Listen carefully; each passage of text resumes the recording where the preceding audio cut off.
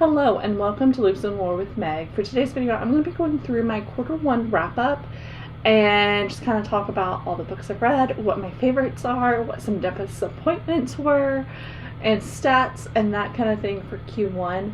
I think this is how I'm going to do wrap-ups going forward, just because I don't read enough books to warrant doing a wrap-up every month.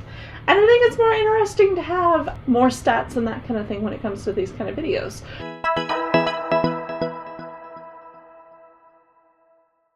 So let's get started with stats first. I do track all of this on Storygraph, so I use them as my stat builder for all of my stuff going forward. I used to have a spreadsheet and I just got tired of updating it, and then it would get like so behind and it felt so daunting to go through and actually input in all the information. And using Storygraph, I don't have to worry about that. I don't have to worry about what year the book was published and that kind of thing. It just automatically does that for me, which is really nice. So going forward, I will have Storygraph for all my stats. And for the first quarter, I read 14 books, and it turned to a total of 4,792 pages. So I was almost to 4,800.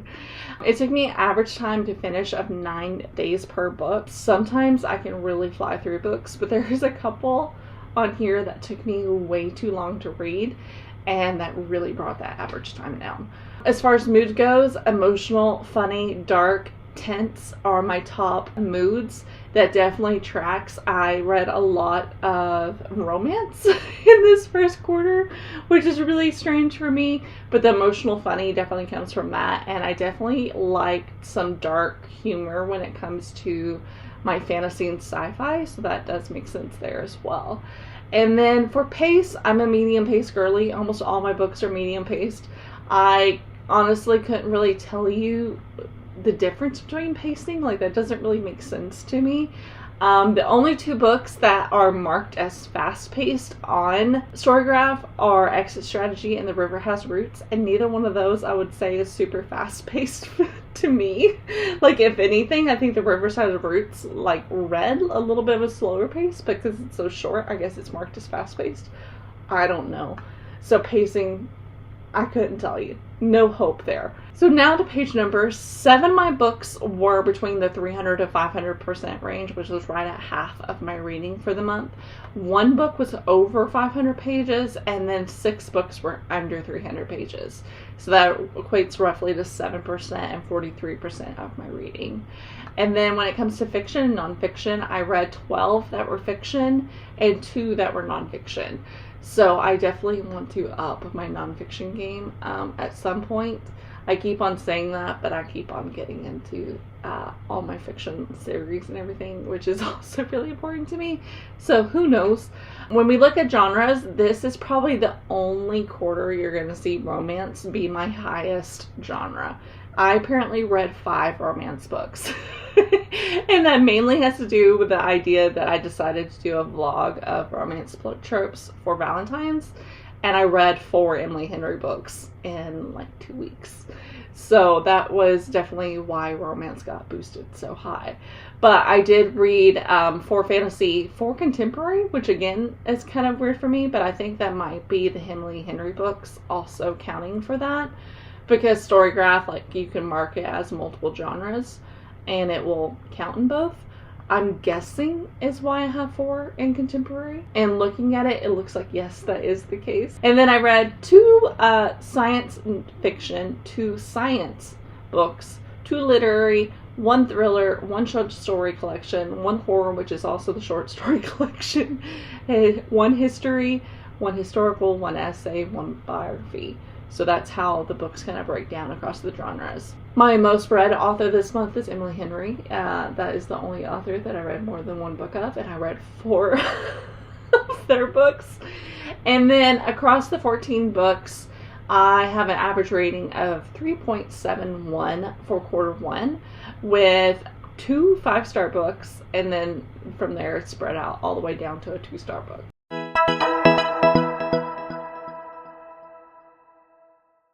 So now that the stats are done, I'm going to go through and talk about my top 3 books of the quarter and my bottom 3 books of the quarter.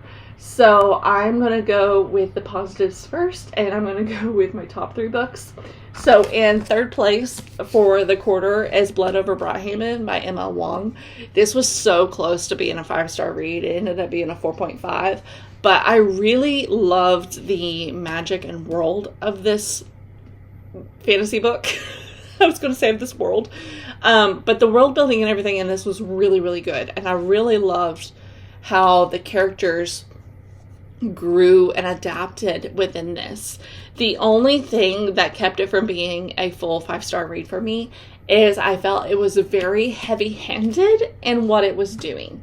And that was a little bit of a turn off, because if it just had a little bit more subtleness to that and let you kind of figure some of the stuff out on your own and understand that the reader can comprehend and have a little bit more critical thinking skills when it comes to the themes of this book, I think I would have been a 5-star read.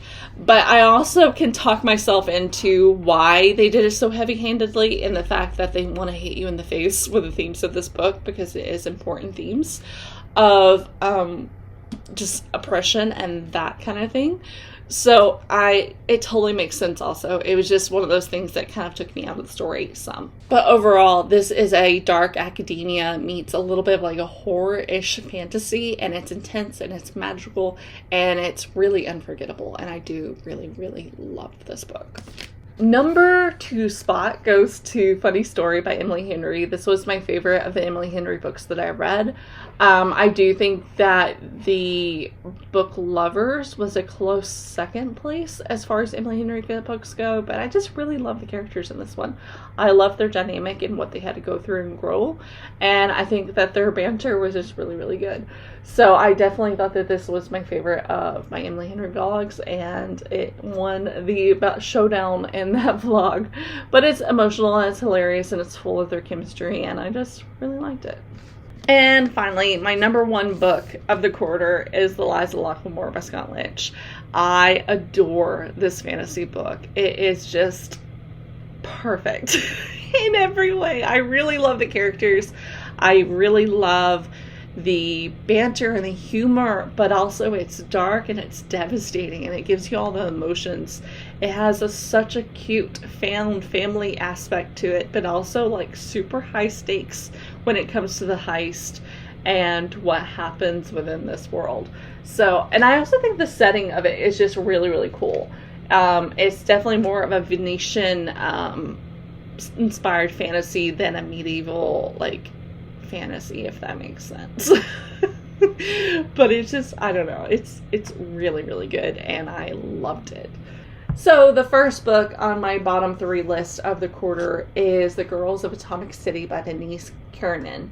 This is a 3-star rated nonfiction about the women in Oak Ridge during World War II and their experience of what they lived through at that time, and what they contributed to the Manhattan Project and everything that went on with that, and the Oak Ridge National Labs and that kind of thing. I expected this to be a 5-star read, and I went into it so excited to read this and to finally get to it, and it was just so mediocre, and I felt horrible about that. It just, I guess I went into it expecting something else. And it felt like it followed too many different women, and I kept on getting them mixed up. I kept on not being able to keep their story straight. Even though I was reading the audiobook and reading it physically, I just could not remember which one was which. And it felt like it was the same kind of story over and over and over. And I think that kind of delved into why I couldn't keep them straight.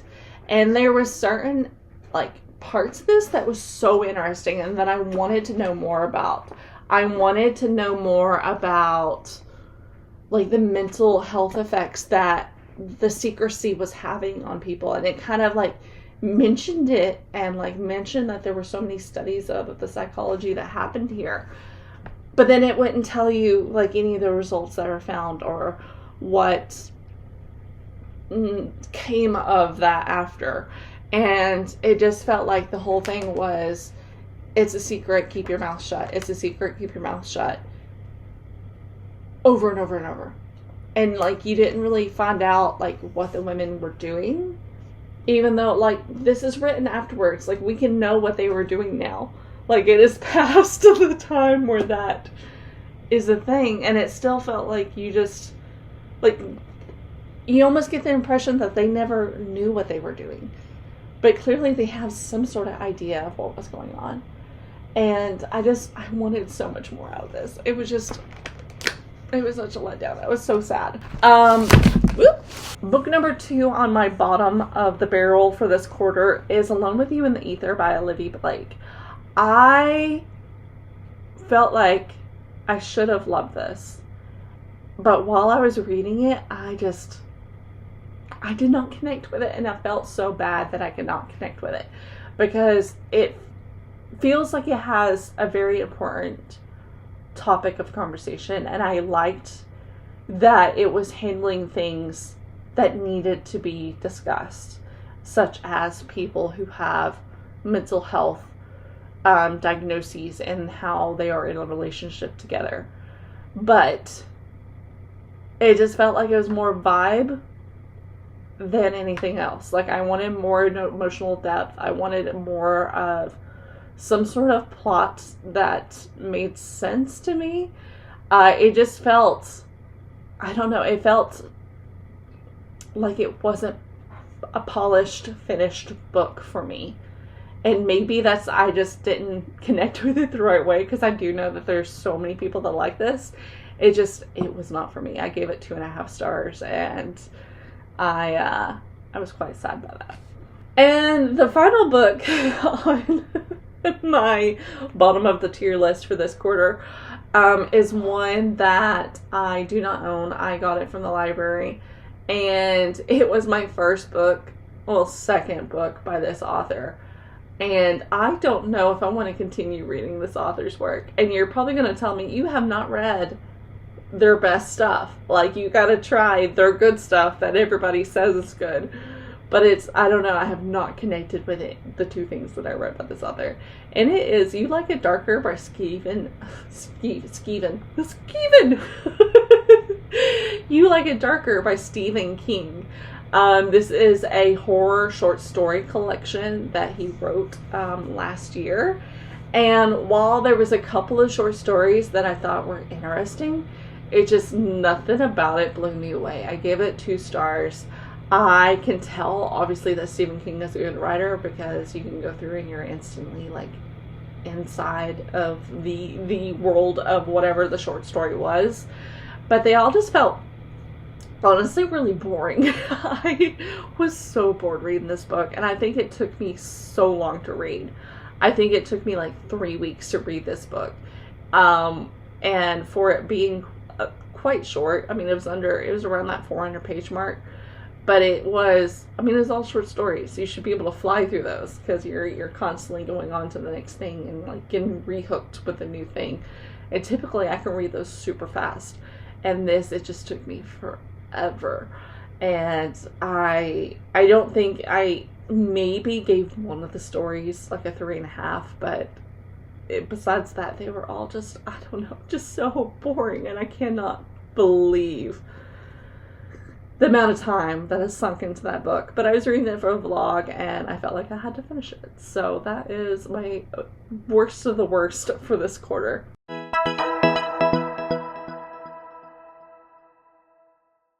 Next, I'm just going to go through and quickly rapid fire give you all the 14 books I've read for this quarter, what their ratings were, and like super quick thoughts. So first off, you have Annie Bot by Sierra Greer. This is a 4-star read for me. I thought it was thoughtful, dark. I thought it was a little bit unsettling in a really good way. I just wanted it to be more than it was to get a 5-star.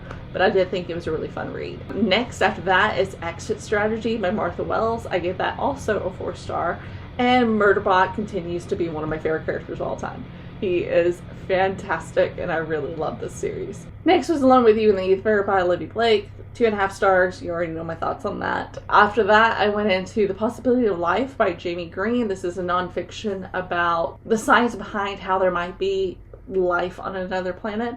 It was a really cool premise, but it's way too slow for me. I give it 3 stars. Next, I did read The Lies of Lachlan Moore by Scott Lynch. 5-star read. Perfection, clever, sharp, great. You know my thoughts on that already. So that one, so good. I cannot stop. After that is Funny Story by Emily Henry. Again, 5-star read. Had 2 back-to-back. My 2 of the quarter were back-to-back, which is really fun. Hilarious, heartfelt, really good. Then I roll into my other 3 Emily Henry books. So we had People With Me on Vacation. I gave it 3.5, 3.25 star rating. It was adorable, but not my fave. Happy Places, I gave like 3 star.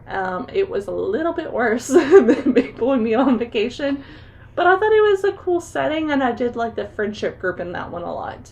And then after that was Book Lovers by Emily Henry, which is my 4.5 star. It was so close to being up there with Funny Story, but it was just a little less. But I think I might have also been a little burnt out of romance by that point, so I maybe need to revisit this book somewhere in the future and see if it truly is a 4.5 or if it is actually 5 and I was just burnt out, but I did really like it.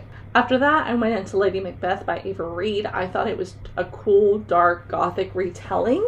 It felt a little off in places, so I did give that 3.25 stars. After Lady Macbeth, I went into You Like It Darker by Stephen King, which you know how I feel about that. It was a 2. It was something. And then I went into The Girls of Atomic City by Denise Karen. So I had 2, of my disappointments back to back. But I did think that that one has some cool info, and I do suggest reading it just because some of the history in it is really, really good.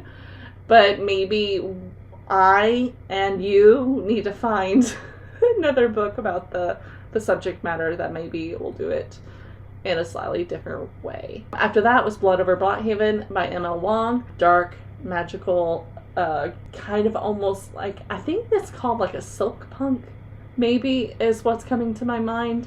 But it was so cool. 4.5 stars, almost a 5. And then I finished off the quarter with The River House Roots by Amal El Mortar. And this was really beautiful and haunting. I just didn't fully connect to it the way that others have. And I gave it 3.75, 3.75. I feel like that's where it kind of landed. It was so close to being a 4-star, but it's just, there's parts of it that I didn't fully connect with.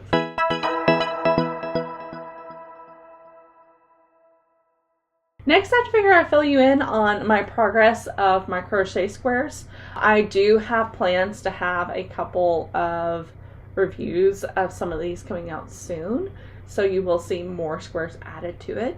But I have 4 squares from 4 book reviews, and so this is my Sword Catcher book review square, and then this is my Lessons in Chemistry square. This is my Mistborn square. I think this is Mistborn. In Station 11. And then I have 4 squares from my Showdown blogs. The first one being Eliza Lachlan Moore. I do think that this probably should have just been a normal square because it's the only book that I talked about in that vlog. But I was intending to be a vlog that turned into a book review, so it gets a little bit of a special thing. And then you have Lady Macbeth by Ava Reid square. You have Book Lovers by Emily Henry square. And you have Funny Story by Emily Henry. So those are all of the granny squares that I have for the first quarter. I do really, really love them. I did go through and remake some of them, as you might have seen. Because when I started laying them out, it was getting too crazy. So I have decided to switch my Showdown blogs to this style where you have just the one spike to kind of separate it out between the two. So you can still see a difference, but it's not too visually overstimulating because I'm already having such a crazy color palette that it felt too much when it was all different patterns as well. So that is it for me. Let me know what your favorite book of the year so far has been, and down in the comments if you've read any of these. I'd love to know your thoughts on them. And don't forget to like and subscribe and come back for all the chaotic, bookish, craftish videos that I have in the future. So until next time, happy reading, stay cozy, stay crafty. Bye.